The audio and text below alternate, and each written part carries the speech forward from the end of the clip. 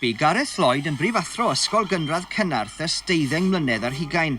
Erfod yn ei elfen yn dysgu plant, mae am roi'r gorau iddi ac ymddeol yn gynnar, am iddo gael llon bol o'r gwaith papur cynyddol o orfod llenwi ffurflenni a pharatoi adroddiadau.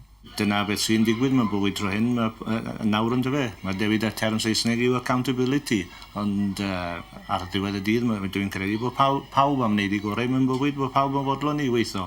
Ond nawr mae rhaid i chi brofi bod chi'n wneud rhywbeth trwy'r amser, mae rhaid chi fesur y plant, a fel dwedodd fi'n credu, Mrs Mair Garnon dwedodd, does dim un plentyn wedi mystyn eriod wrth ei fesur.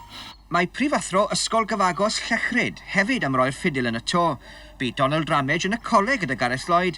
Bydd y ddau'n ymddeol ar yr un pryd ac am yr un rheswm. Dwi'n cofio pan des i lawr rhyw 8 blynedd 20 yn ôl i Pont Garreg, un ffeil o ddogfennau oedd i gael.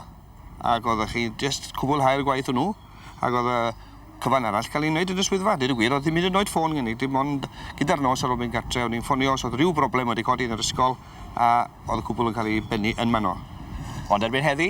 O, mae dogfennau a ffeiliau yn bob man. Yn llenwi, dwi'n credu fydd eisiau ambell i ysgol yn diwedd cael stafell dros ben ar ei cyfer, dwi'n credu. Ond ni fydd pawb o'r 130 yn cael caniatadu ymddeol yn gynnar. Ni all ysgolion Dyfed fforddio golli cymaint o athrawon mwyaf profiadol.